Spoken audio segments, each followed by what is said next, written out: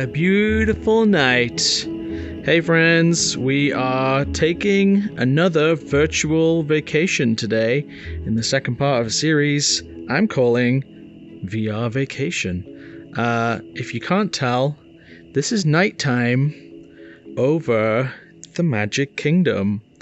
It's where we left a couple of weeks ago in the last episode, exploring the Disney theme parks in the Orlando, Florida area. Let's watch a sunrise authentically from the east over the Magic Kingdom. Oh, beautiful. That's very nice. Okay, so last time we were walking right down the middle of Main Street, USA. Look at all those tour groups. Damn cheerleaders.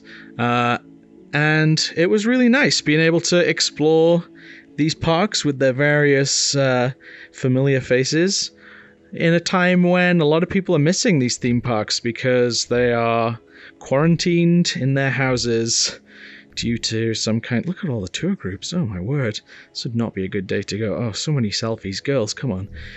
So we're trying to... look at these guys. Good one. Get it, girls. Okay, so yeah, we're taking a chance to visit the theme parks that we all love virtually during this time of self-quarantine. Today, we're going to look at somewhere near to the Disney theme parks. Staying in the Orlando area, we're going to try and find Universal Studios. Now, here we have Magic Kingdom Park temporarily closed. Yeah, don't we know it?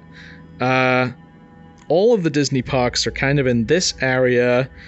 Bay Lake, Lake Buena Vista, Celebration. I guess the area is called Kissimmee, but it's technically all its own thing.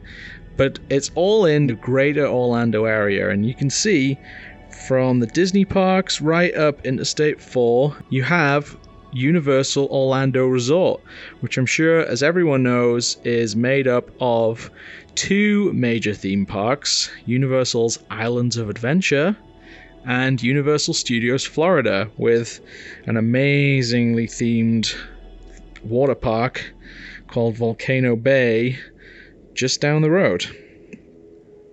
Well, here we go. Right off International Drive, Universal. So,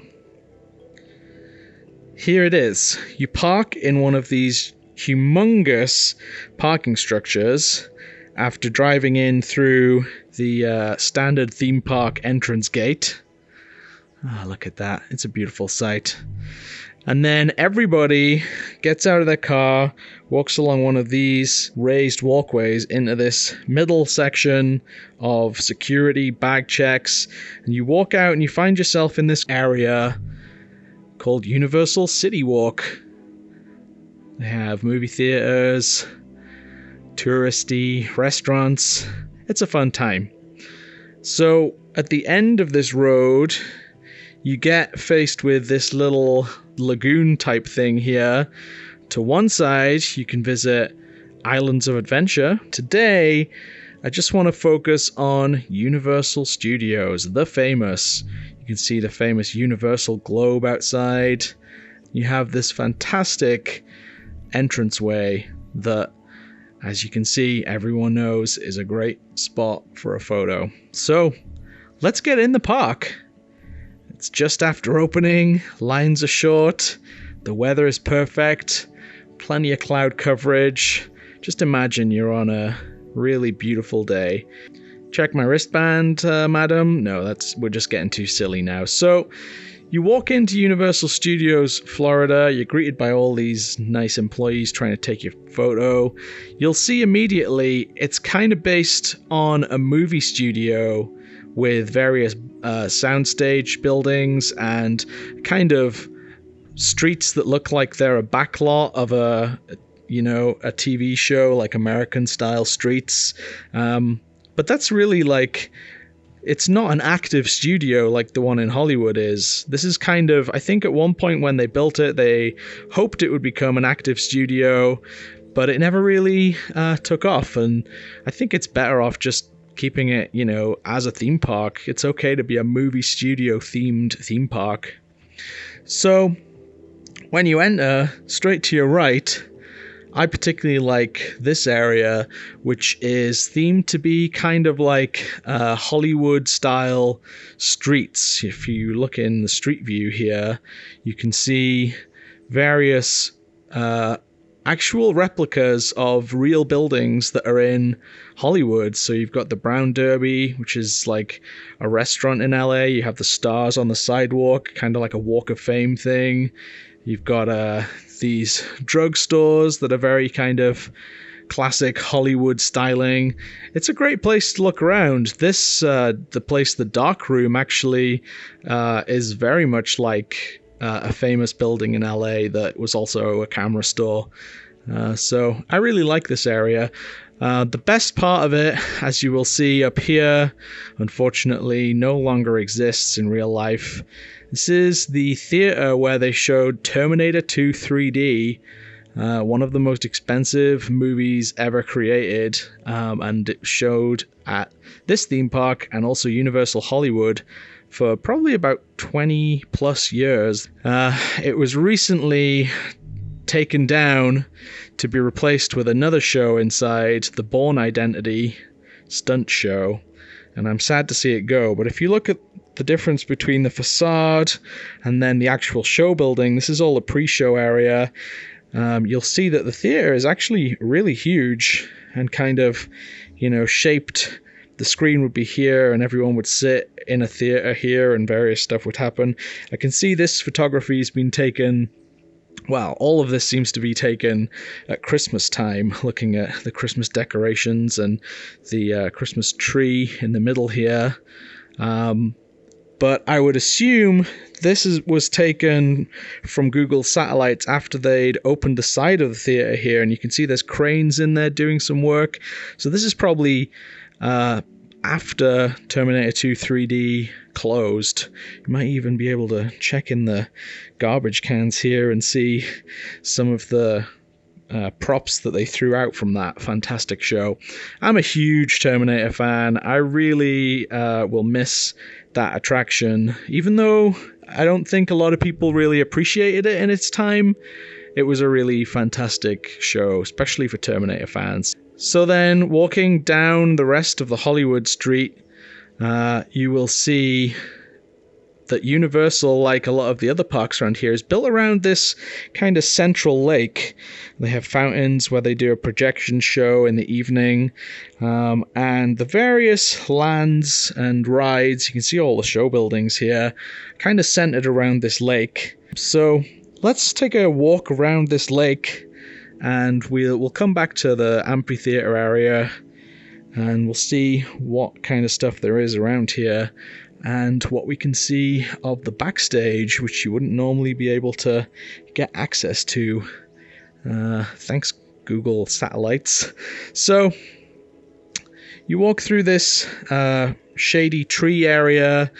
There is the first attraction here, apart from this kind of kids land, that you can see the slides and stuff here.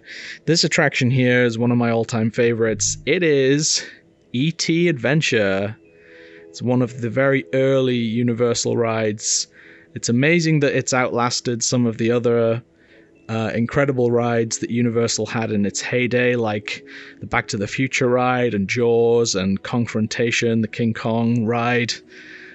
I really wish those were still around, but unfortunately not. But E.T. Adventure is great, and you can see a very dark ride-through video of it on my video from Universal Studios. My wife and I went a couple of weeks before it got shut down due to this pandemic, so we have a video that you can watch if you've never been to Universal before.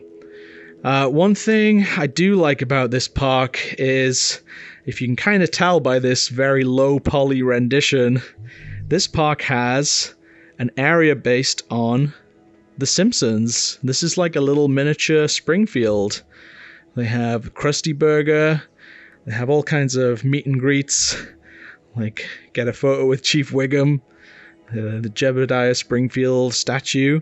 You can get a beer in Moe's, which I have done, and all kinds of fun things. Make sure you pick up your bought license plate name tags in the Quickie Mart. I have a feeling there will be plenty of boats.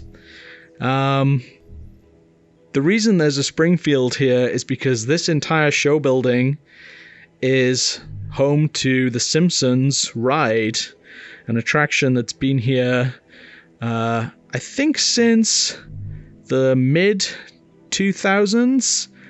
It replaced one of my favorites, Back to the Future, which I was lucky enough to ride in Universal Hollywood before it got shut down. But as much as I miss the Back to the Future ride, the Simpsons ride is a lot of fun.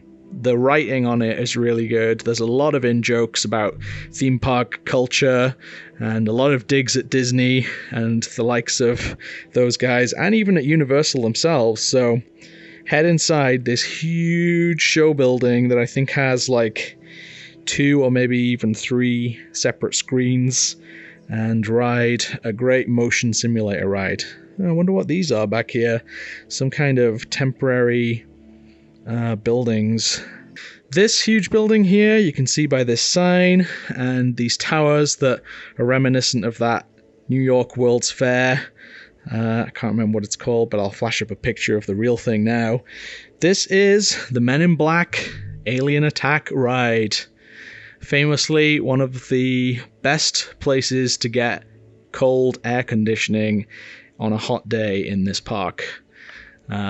If you go and speak to the very kind Universal employees on the door, and they have the time, they might take you for a VIP tour of what they call the immigration floor, where you can get to meet some of the aliens that run things in Men in Black. I did that in one of my previous videos, and it was a lot of fun.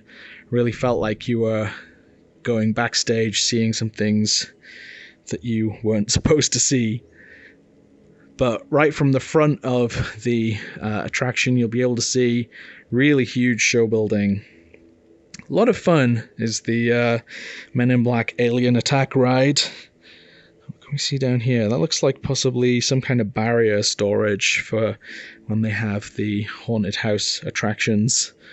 Moving on from here, this entire area used to be taken up with the Jaws attraction that I never got to ride. Now it's kind of designed to look like a street in London, complete with a triple-decker bus, a tube station, and even the King's Cross rail station. And it is a Harry Potter land. They call it Diagon Alley. It's like a secret entrance through this tube station facade, and then you find yourself in this huge, very well themed kind of small streets area from the movies called Diagon Alley, complete with a gigantic dragon on top of the Gringotts Bank. It's a very impressive area. Really good theming. A lot of these shops you can go in and buy, Harry Potter type merchandise and things like that. And it's a really cool place to explore. It also has a cool dark ride, this Escape from Gringotts. And you'll be able to see, if we float up above it here, the size of the show building that houses that ride. It's pretty impressive. Also, how cool would it be to live in one of these condos and be able to look through the trees and see pretty much into Diagon Alley? Kind of spoil the magic a little bit, but it's a really impressive area. It's hard to see in low poly, but in the street view, it's a really expansive and impressive area. One interesting part of the Harry Potter area is this King's Cross station. Out the back of the station, you'll be able to see a kind of glass roof awning here.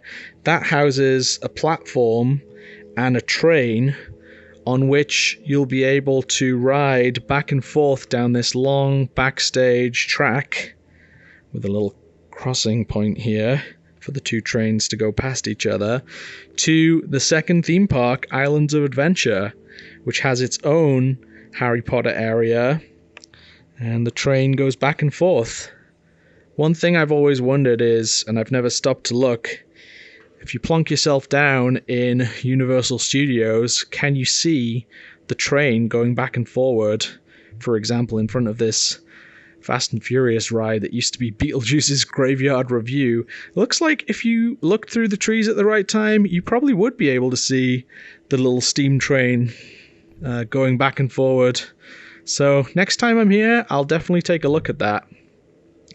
But getting back on track, from the Harry Potter area, this kind of goes into what used to be the Amity Island Jaws area. It's more like a sort of seaside town vibe. In fact, it has some really great photo ops. Next to the boats here, you get a really great photo op with a gigantic shark, which people love sticking their heads inside, including me. Further along the street, you've got a Fast and Furious supercharged attraction, which I have yet to ride because it looks terrible, and it's pretty much just a copy of a bad experience they added to the backlot tram tour in the Hollywood Universal Studios.